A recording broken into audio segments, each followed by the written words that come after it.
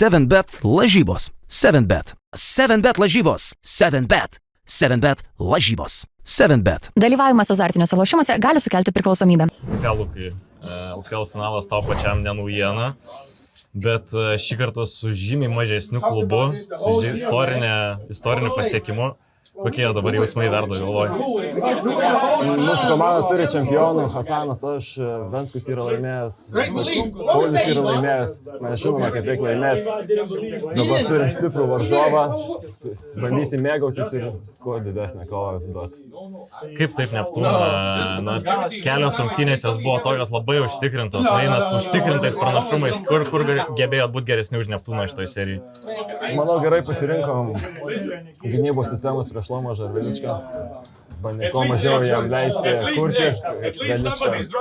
Geriau įmestų taškų negu ten 15 asistų, tada kai nepavyko pralaimėjom. Tai puolime, nežinau, prieš jų gynybą labai gerai atakavo su ispanišku pick and rollu, 1-1, žinai, kur turim pranašumą. Lukai, tavo karjera ne po ryto buvo tokia, nežinojom, kas čia dabar bus iš tavęs, kaip tas tavo lygis atrodys, kaip viskas toliau klostysis. Buvo geras sezonas Šiauliuose, dabar su Utena irgi viskas labai užtikrintai klostosi. Kaip atžvelgi dabar iš šono į savo karjeros augimą, sprendimą galbūt ateiti į Uteną ir visą šio sezono tą kilimą?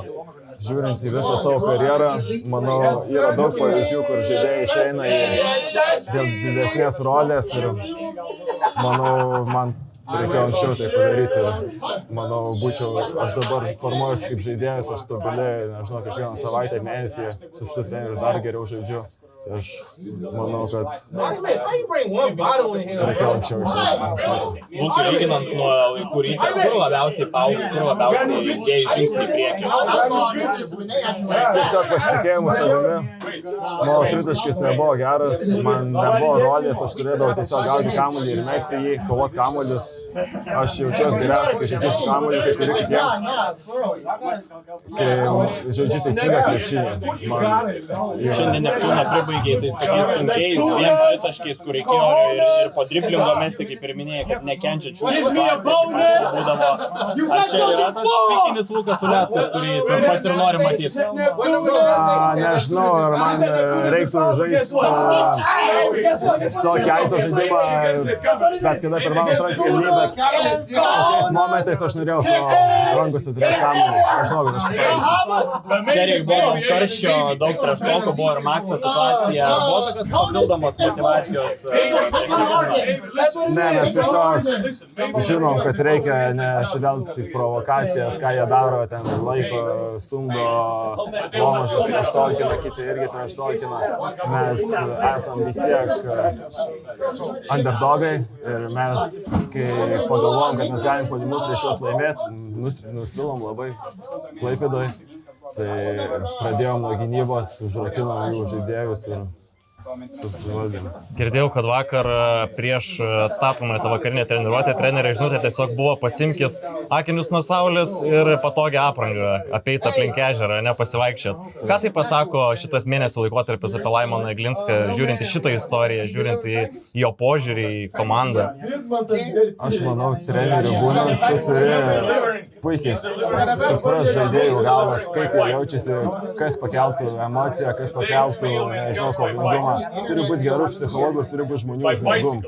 Tai aš manau, jis taip puikiai bando mus, nežinau, pažinti ir jisai labai gerai suranda mūsų tos, nežinau, bendravimo pusės geras.